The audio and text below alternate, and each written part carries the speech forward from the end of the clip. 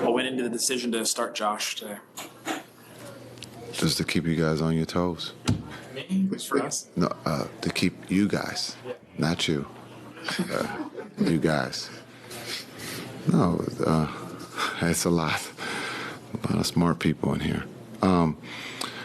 We came up with that decision to just to see how Josh handled it, and also to see how D Jones handled it, and talked to D Jones about it. And he's a pro, man. He said, all I want to do is win. Whatever you need me to do, coach.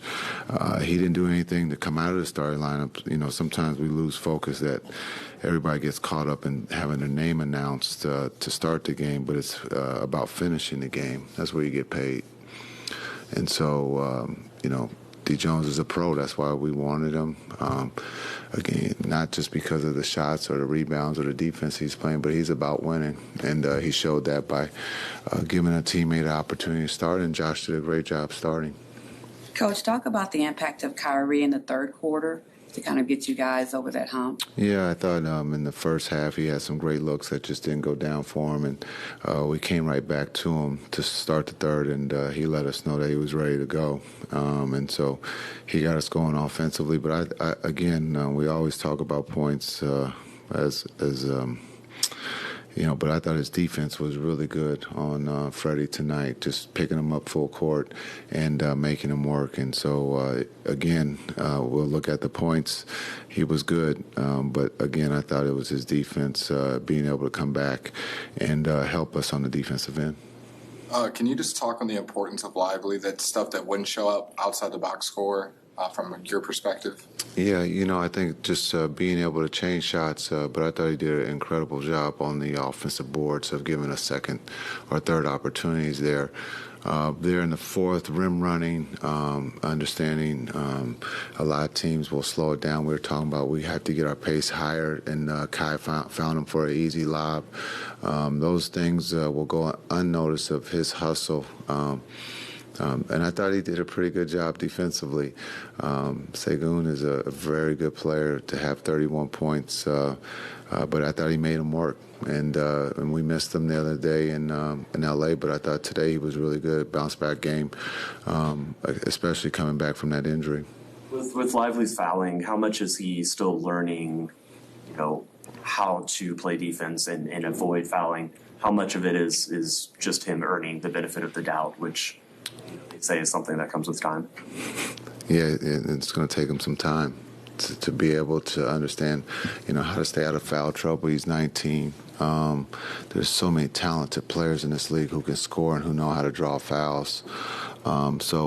Again, it's a crash course for him, but he's doing an incredible job on both ends. And so we're going to have to live with some of those fouls. We're going to have to live with some of the blow-bys, but his heart is in the right place. He's another one who's about winning. It's not about scoring. It's about whatever it takes to help the team win. And that's what he does for us when he's on the floor.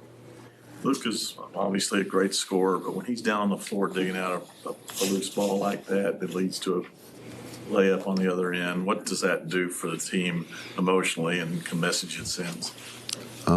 Is it the hook shot he made, or because that's what that's what he does. No, I think again, I've said this before. Sometimes we take him for granted, and we shouldn't. He's about winning too. It just happens that he's a walking triple double. Tonight he has some great looks, but I think he's not looked upon as, or you guys haven't really talked about his defense. He's competing defensively. He's taking the challenge. But again, you know, when you're that good, someone has to pick at something. And, you know, unfortunately, you guys don't see the game, you know, totally all the time. But he's competing defensively. And so for him to get on the floor, it just shows that he's all about winning too. Last year, after you guys traded for Kyrie, the clutch situations were a struggle. And this year, you guys are among the best in the league in those situations. What have you seen the difference in the dynamic, you know, specifically with Luka and Kyrie when you're closing games? I think maybe, Tim, maybe it's the things that you guys thought should have happened day one, is that they should be successful right off the bat. And it takes time. Failing is all right. It's not a bad thing to fail for a pro athlete, because you can get better and learn from it. And those two are the best in the world, and we feel very comfortable with those two having the ball. Sometimes it goes in, sometimes it doesn't, but we learn from it, and I think they've answered that question from day one. As you just mentioned, they're one of the best, if not the best, in clutch time.